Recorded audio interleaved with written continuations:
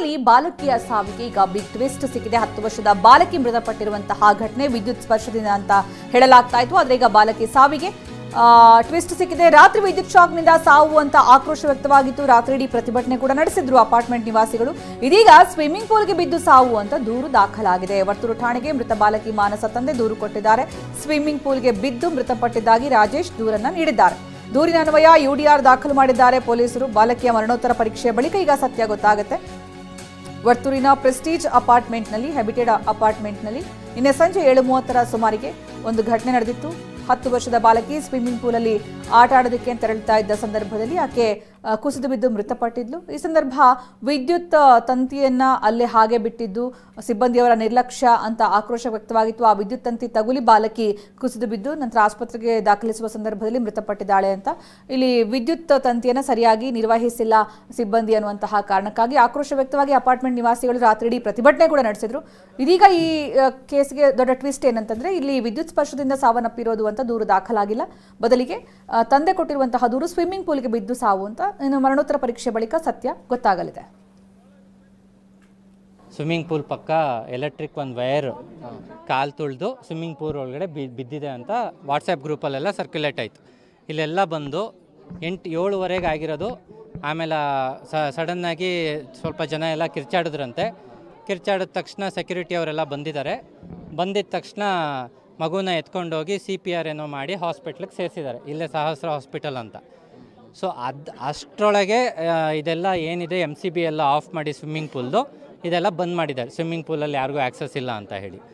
ಆಮೇಲೆ 7:30 ಆಗಿರೋದು ಇನ್ಸಿಡೆಂಟು ಎಲ್ಲರಿಗೂ ಗೊತ್ತಾಗೋಷ್ಟರೊಳಗೆ 10-10:30 ಆಯಿತು. ಜನ ಎಲ್ಲ ಸೇರಿದ್ದಾರೆ. ಇನ್ನು ಎಲ್ಲ ನೀವು ನೋಡ್ಬೋದು, ಜನ ಎಲ್ಲ ತುಂಬ ಜನ ನಿಂತಿದ್ದಾರೆ. ಇವಾಗ ಜನ ಏನು ಅಂದರೆ ಆ ಮಗು ಹಾರ್ಟ್ ಎಲೆಕ್ಟ್ರಿಫೈಡ್ ಆಗಿ ಅಲ್ಲಿ CPR ಆದ್ರೂ ಬದುಕಿಲ್ಲ, ಹಾಸ್ಪಿಟ್ಲಿಗೆ ಹೋದಾಗ ತೀರ್ಕೊಂಡಿದೆ ಅಂತ ಹೇಳಿದ್ದಾರೆ. ಸ್ವಿಮ್ಮಿಂಗ್ ಪೂಲ್ ಪಕ್ಕ ಎಲೆಕ್ಟ್ರಿಕ್ ಒಂದು ವೈರ್ ಕಾಲು ತುಳಿದು ಸ್ವಿಮ್ಮಿಂಗ್ ಪೂಲ್ ಒಳಗಡೆ. ಈ ಬಗ್ಗೆ ಹೆಚ್ಚಿನ ಮಾಹಿತಿ ನೀಡೋದಕ್ಕೆ ನಮ್ಮ ಪ್ರತಿನಿಧಿ ಪ್ರಜ್ವಲ್ ಈಗ ನಮ್ಮ ಜೊತೆಗೆ ನೇರ ಸಂಪರ್ಕದಲ್ಲಿದ್ದಾರೆ. ಪ್ರಜ್ವಲ್, ಬಾಲಕಿ ಸಾವಿಗೆ ವಿದ್ಯುತ್ ತಂತಿ ಸ್ಪರ್ಶ ಅಂತ ಆಕ್ರೋಶ ವ್ಯಕ್ತವಾಗಿ ಪ್ರತಿಭಟನೆ ಕೂಡ ಆಗಿತ್ತು. ಆದರೆ ಇದೀಗ ಸ್ವಿಮ್ಮಿಂಗ್ ಪೂಲ್ಗೆ ಬಿದ್ದು ಸಾವು ಅಂತ ದೂರು ದಾಖಲಾಗಿದೆ. ಯಾಕೆ ಈ ರೀತಿ ಒಂದು ಟ್ವಿಸ್ಟ್ ಸಿಕ್ತು ಈ ಪ್ರಕರಣಕ್ಕೆ? ಏನಾಗಿದೆ ನಿಜವಾಗ್ಲೂ ಹಾಗಾದ್ರೆ? ಇದು ನಿನ್ನೆ ಸಂಜೆ ಒಂದು 7:30 ಸುಮಾರಿಗೆ ನಡೆದಿರುವಂಥ ಘಟನೆ. ಸ್ವಿಮ್ಮಿಂಗ್ ಪೂಲ್ ಪಕ್ಕದಲ್ಲಿ ಮಗು ಆಟ ಆಡ್ತಿರುತ್ತೆ. ಆ ಸಂದರ್ಭದಲ್ಲಿ ಸ್ವಿಮ್ಮಿಂಗ್ ಪೂಲ್ಗೆ ಬಿದ್ದು ಹೋಗುತ್ತೆ.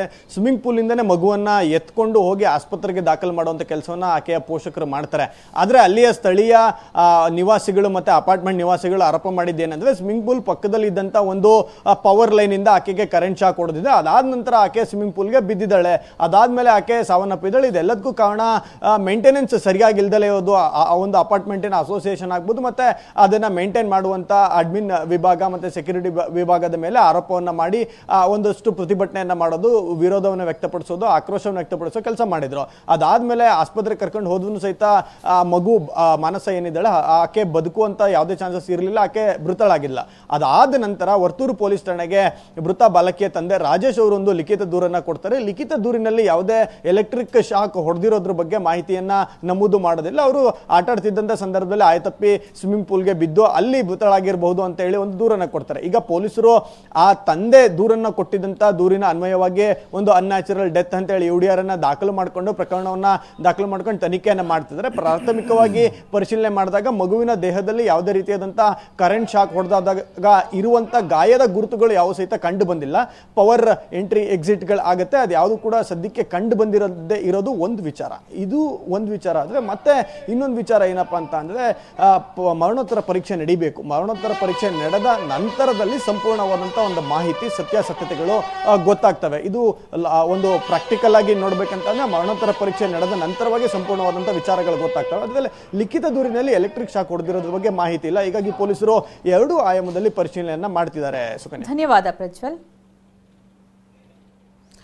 ಇದು ಬಾಲಕಿಯ ಸಾವಿಗೆ ಈಗ ಟ್ವಿಸ್ಟ್ ಸಿಕ್ಕಿರೋದು ಏನಂತಂದ್ರೆ ಇದು ವಿದ್ಯುತ್ ತಂತಿ ಸ್ಪರ್ಶ ಅಂತ ಎಲ್ಲೂ ಕೂಡ ದೂರಲ್ಲಿ ಮೆನ್ಷನ್ ಆಗಿಲ್ಲ. ಇದು ಯಾಕೆ, ಯಾವ ಕಾರಣಕ್ಕೆ ಅನ್ನೋದು ದೊಡ್ಡ ಪ್ರಶ್ನೆ ಹಾಗೇ ಇದೆ.